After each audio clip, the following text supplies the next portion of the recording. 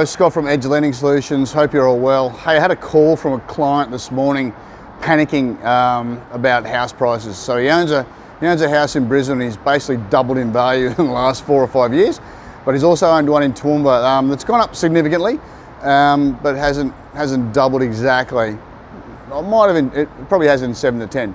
And he said, Scott, look, I'm reading all these things on the news, or listening on the news, reading online that prices are going to dump by 30% in housing. I don't want my house price to go down by 30%.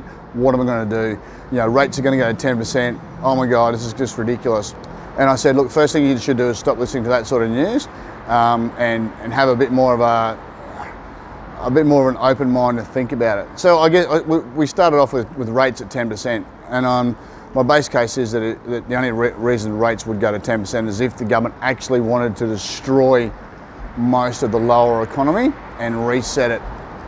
So I'm hoping that's not the case, but that'd be the only reason that they would do that. So fingers crossed they're not up for that pathway. But also, you know, house prices going down, shares go down, shares go up. House prices soften, house prices go up. I mean, it only matters if you're going to sell it. What actually matters is that there's a tenant in there paying your bills and you're slowly reducing the debt. So with rents so high and so many people that can't get housing and fighting over rentals are just, the rental prices aren't going to dump by 30%. You're not going to have a $450 a week house all of a sudden be $300 a week. That's not going to happen at all. So I tried to say, what is really your concern? And he said, oh, well, you know, don't want to be the guy holding on at the end. I don't want to be the guy left holding the bag, basically, which is a sentiment a lot of people have. And I told him to think about it this way. I said, okay, to recreate in today's costs your house, your 3-bedroom house, it's only small, 3-bedroom, 1 bathroom. I think it was not even an attached garage. What would it cost to replicate that with today's building costs and today's government legislation costs, you know, council fees, government fees? It would be $250,000 easy.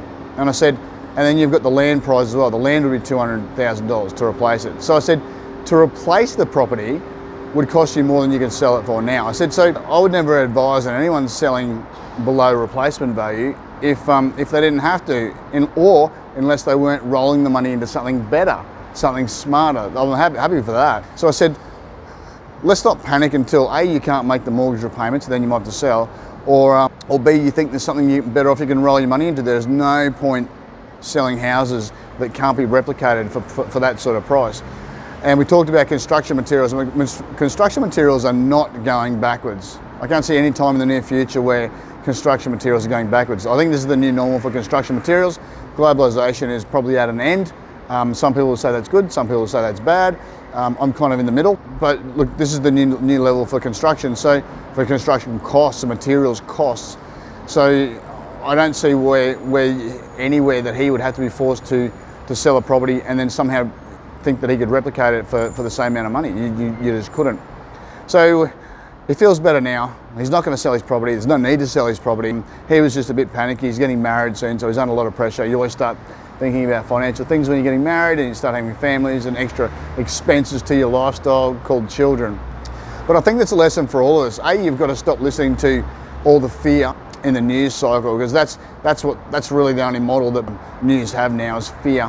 That's the only thing that they can get eyeballs, because they're a dying industry. So they're going to ramp up the fear forever to keep getting viewers. But also, you know, selling out of panic or buying out of panic, you know, either of those two emotional extremes have no place in a confident investor's repertoire of emotions. You know, yes, if you do get that tingly feeling that you might think that it's time to sell, fine. But we don't sell it out of fear. We sell it out of numbers. We try and do the numbers and try and make sure that the reason we're selling it is for the right reason. Can you ever predict cycles? No, you cannot. But when it comes to housing as well, we have to remember that housing is one of the last commodities, asset classes that human beings need to survive, that large companies do not dominate. And because large companies dominate everything else and they have to go through and keep getting new markets, new gains, that's what investors want. Year-on-year growth, new markets, where's the new markets? They'll eventually start buying up big swags of housing like they are in America. at the moment. BlackRock's just bought a suburb of about 87 houses all in one hit. They will never go back to mum and dad houses. They'll only be sold between institutional investors from now on. So you can already see it starting. So when my clients come to me and say, hey Scott, should I sell? I'll be like, do you want to let go of one of the last asset classes that is still held by the general population and will be sought after by big businesses and is required to live, and you can't replace for the same money? I mean, when you look at it like that, yes, rates are going to go up. That's because the government wants to take money out of the system. That is it. That's the only reason. They don't have to go up. They've chosen to go up. Inflation is man-made at the moment by reducing energy exports or opening up new mines, that sort of thing. So this has been done on purpose. But when it comes to when it comes to killing off inflation, I mean it's the wrong way to do it.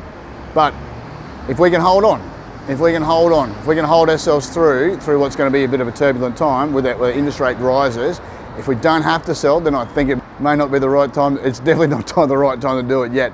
Please do not panic. Investors, please do not panic. All right, that's enough from me. I will talk to you guys later on. See ya.